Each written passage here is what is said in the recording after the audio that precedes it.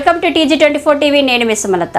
గీసుకొండ మండల హెడ్ క్వార్టర్లో రైతు వేదిక భవనంలో పరకాల శాసనసభ్యులు Revuri Prakash Reddy CM relief fund చెక్కులను గీసుకొండ మండలంలోని వివిధ గ్రామాల ప్రజలకు పంపిణీ చేయడం జరిగింది. ఈ సందర్భంగా శాసనసభ్యులు రేవూరి ప్రకాష్ రెడ్డి మాట్లాడుతూ గత టీఆర్ఎస్ ప్రభుత్వంలో పెండింగ్ లో ఉన్నటువంటి సీఎం రిలీఫ్ ఫండ్ చెక్కులను మా కాంగ్రెస్ ప్రభుత్వం పంపిణీ చేయడం జరుగుతుందని, అదేవిధంగా గత ప్రభుత్వం రైతులకు ₹1,00,000 రుణమాఫీ చేస్తామని చెప్పి దానిని 4 విడతల్లో చేస్తే రైతులకు ఆ రుణమాఫీ డబ్బులు మిత్తికే సరిపోయిందని, అసలు అదేవిధంగా పెండింగ్ లో ఉందని చెప్పడం జరిగింది. అదేవిధంగా గత ప్రభుత్వం సర్పంచ్లను ఇబ్బందులకు గురి చేసిందని, చేసిన అభివృద్ధి పనులకు బిల్లులను ఇవ్వకుండా ఇబ్బందులకు గురి చేసిందని, కానీ మా కాంగ్రెస్ ప్రభుత్వం ఏకకాలంలో రైతులకు 2 లక్షల రుణమాఫీ చేసిందని, అదేవిధంగా మహిళలకు ఫ్రీ బస్ ₹500కే గ్యాస్ సిలిండర్స్ అందజేయడం జరుగుతుందని చెప్పడం జరిగింది.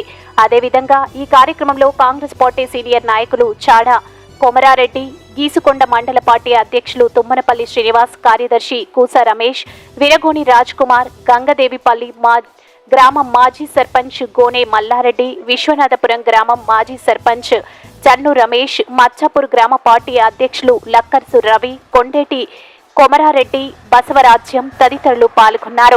ప్రకటించడం జరిగింది, రిలీజ్ చేయడం జరిగింది. మన బడ్జెట్లో కూడా చూశారు మీరు.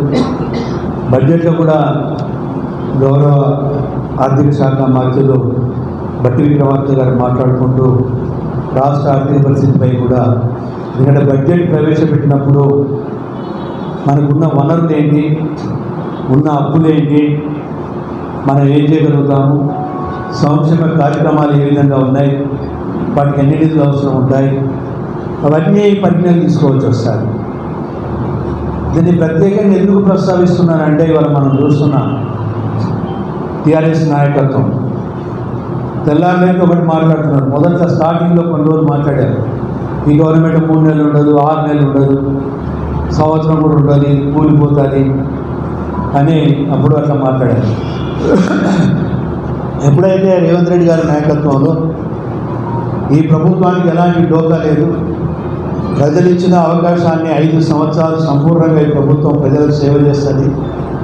ఈ 5 సంవత్సరాల సేవతో పాటుగా మన రాబోయే ఇంకో 15 సంవత్సరాలు, అంటే మొత్తం 20 సంవత్సరాల వరకు కూడా రేవంత్ రెడ్డి గారి యొక్క నాయకత్వంలో 100% ప్రభుత్వము ఉంటుంది అనే ఒక కాన్ఫిడెన్స్ కూడా ఇవాళ ఈవెన్ ప్రతిపక్ష పార్టీలు కూడా వచ్చేసింది. ఇక మనం ఏమి చేయలేము ఈ పార్టీని, ఎందుకంటే మనం ముట్టుకుంటే మొత్తం మన ఉనికి లేకుండా చేస్తాండి రేవంత్ రెడ్డి. అందులో నుంచి ఒక రోజు కొమరెడ్డి శ్రీనివాస్ రెడ్డి గారు మాట్లాడుతూ పత్రికా సోదరులు అడిగారు, మీరేంటి వాళ్ళ ఎమ్మెల్యేలు తీసుకున్నారు, రాజీనామా చేస్తారంటే ఒక మాట అన్నారు. మాకు తీసుకోవాలనే ఉద్దేశం లేకుండే, కానీ తెల్లారిని అయితే 3 నెలలు పడేస్తాం, 6 నెలలు పడేస్తాం అంటున్నారు. అందునుంచి ప్రజలు ఎన్నుకున్న ప్రభుత్వానికి ఈ ప్రభుత్వం నిలకడగా ఉండాక ఈ విధంగా చూసుకోవాల్సిన బాధ్యత కూడా మా మీద ఉన్నది. అందులోంచి ఎవరైతే ఆయన విధానాలు ఇవాళ మనం చూస్తే కవిత గారు, చంద్రశేఖరరావు బిడ్డ కవిత, మీ అందరికీ తెలుసు, ఎక్కడున్నది, ఢిల్లీ జైల్లో ఉన్నది. కానీ ఇక్కడిదంటేనేమో వాళ్ళ వీళ్ళేదో రాజకీయం చేయొచ్చు అనొచ్చు, కానీ అది సిబిఐ కేసు. ఇక్కడ ఢిల్లీ జైల్లో 4 నెలలు అయిపోయింది, ఇంకా అని అనుకోవడం 4 నెలలు అవుతుంది కదా, 4 నెలలు 5 నెలలు అవుతుంది. అది మొత్తం పూర్తి స్థాయిలో వాస్తవాలు కోర్టు దృష్టి తీసుకొచ్చే వరకు కూడా, ఎందుకంటే ఆమె భాగస్వామ్యం ఉన్నదని చాలా స్పష్టంగా తేలిపోయింది.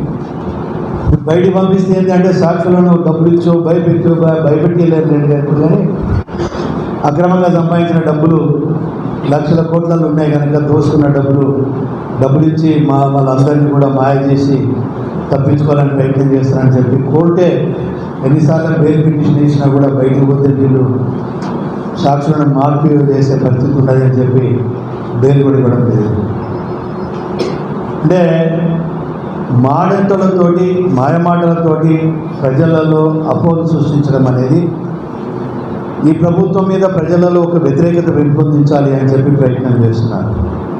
ముఖ్యంగా 6 గ్యారెంటీల గురించి మొదలేమో గవర్నమెంట్ పడిపోతుందని మాట్లాడేది. ఎప్పుడైతే గవర్నమెంట్ను మనం పడేయలేము, మననే వీళ్ళు మొత్తం లేకుండా చేసేటట్టున్నారు అని ఒక భయం పట్టుకున్నదో అప్పటి నుండి అది వదిలిపెట్టేది. 6 గ్యారెంటీల సంగతి ఏంటి అని అంటున్నారు. ఎందుకంటే హరీష్ రావు బాగా తెలుసు, మనమా బ్యాంకులో ఖజానాలో ఏం లేకుండా మొత్తం తుడిచిపెట్టేసినాం. మొత్తము తెలంగాణ రాష్ట్రం వచ్చినప్పుడు మిగులు బడ్జెట్ తోటి ఏర్పడ్డ రాష్ట్రాన్ని ఆ రోజు 16,000 మిగులు బడ్జెట్ అన్నాము. చంద్రశేఖరరావు గారు చాలా సందర్భాలు చెప్పిండు. మనకు వనరులు ఉన్నాయి, ఆదాయం ఉన్నది, ఆంధ్రులు దోసుకుపోతున్నారు. మన తెలంగాణ మనకు వస్తే బంగారు తెలంగాణ అవుతుంది, ఇంటికో ఉద్యోగం వస్తుంది, డబుల్ బెడ్రూమ్ ఇల్లు వస్తాయి, 3 ఎకరాల భూమి దళితులకు ఇస్తాము అని ఇట్లా ఎన్నో మాటలు చెప్పారు. ప్రతి కుటుంబానికి మనం ఇంటికి ఉద్యోగ అవకాశం విధానంలో ఉపాధి అవకాశాలు ఇస్తాము, డాక్టర్ గ్రూపు మహిళలకు పౌల వడ్డీ మాఫీ చేస్తాము, వడ్డీ లేని రుణాలు ఇస్తాము, అదేవిధంగా రైతులకు గిట్టుబాటు ధర కల్పించడానికి ప్రత్యేక నిధిని ఏర్పాటు చేస్తాము. ఇవన్నీ మీరు గుర్తుపెట్టుకోవాలి, ఎందుకంటే మనం మర్చిపోతున్నామని చెప్పి వాళ్ళు రెచ్చిపోయి మాట్లాడుతున్నారు. అదే కాకుండా చూస్తే 2017 ఏప్రిల్ 24వ తారీఖున 13వ తారీఖున ప్రగతి భవన్ సాక్షిగా 2018 మార్చి దగ్గర నుండి మొత్తం ఎరువులన్నీ ఉచితంగా ఇస్తాను అని చెప్పి ఒక ప్రకటన కూడా చేశాడు. ఇవన్నీ గుర్తుపెట్టుకోవాలండి. ₹1,00,000 రుణమాఫీ అన్నాడు. సంవత్సరంలో 4 బడ్జెట్ ఇచ్చుకుంటూ పోతే వడ్డీలు పెరిగినాయి, అసలు వడ్డీ కలిపి మళ్ళీ అప్పు ఎక్కువైపోయింది. రెండోసారి కూడా అదే పని చేసిండు, ₹1,00,000 మాఫీ అన్నాడు. 3 నెలల ముందు 4 నెలల ముందు కొన్ని రిలీజ్ చేసిండు, అవి కూడా 100% అందరికి రాలా, అది కూడా మళ్ళీ వడ్డీలకే సరిపోయింది, అసలు అట్నే ఉండిపోయింది. ఇవన్నీ గుడ్డి కింద పెట్టుకొని ఇవాళ మీ ఆర్గానిక్లు ఏమైనాయి, రైతులకు రుణమాఫీ సంగతి ఏమైంది అని అంటే మరి మీరు ఆలోచించాలి, మీరు అడగాలి వాళ్ళు. అదే దగ్గర 5-10 సంవత్సరాలలో దగ్గర 7 లక్షల కోట్ల అప్పు చేసింది మీరు. మరి ఆ అప్పు తీర్చడానికే ఇప్పుడు మనం చూస్తే అప్పు వడ్డీ అసలు వడ్డీ కట్టాలి అంటే నెలకు 6,900, దగ్గర 7,000 కోట్లు నెల అప్పు కిందనే పోతాయి, వడ్డీ అప్పు కిందనే పోతాయి. మీరు అందరూ చూసారు కదా, విన్నారు కదా టీవీలో. 6,000 చిల్లర 6,800, 900, నేను అటు ఇటుగా 7,000 కోట్లు అని అంటున్నాను. సరే 200 కోట్లు తక్కువ అనుకుందాం, 6,800 కోట్లు అంటే. ఇప్పుడు మనం చూస్తే ఈ గవర్నమెంట్ వచ్చి డిసెంబర్ 3వ తారీఖు నుండి 3వ తారీఖు కౌంటింగ్ అయింది, డిసెంబర్ 9వ తారీఖు నుండి మన గవర్నమెంట్ వచ్చింది. అంటే డిసెంబర్, జనవరి, ఫిబ్రవరి, మార్చ్, ఏప్రిల్, మే, జూన్ అంటే దగ్గర 7 నెలలు అయిపోయినాయి. 7 నెలలు అంటే దగ్గర అప్పు కిందనే 7,49,000 కోట్లు ఈ ప్రభుత్వం వచ్చిన తర్వాత వడ్డీ కట్టుకుంటేనే, అసలు బాకీ కట్టుకుంటేనే వస్తుంది. అంటే ఎంత ఆర్థికపరమైన ఇబ్బందులు ఉన్నాయో.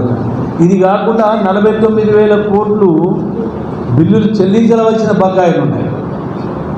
ఇప్పుడు వాళ్ళది ఉన్నది ఇప్పుడు కదా, పోయినసారి ప్రభుత్వంలో ఇచ్చిన CMRFకు సంబంధించి ఇప్పుడు మనము బాధ్యత తీసుకొని ఎట్లయితే ఏం చేస్తున్నారు, రేపు వాళ్ళందరూ వాళ్ళ సర్పంచులే, వాళ్ళ పడ్డవాళ్ళే, అందరూ వాళ్ళ పడ్డేలుగా మన ఇది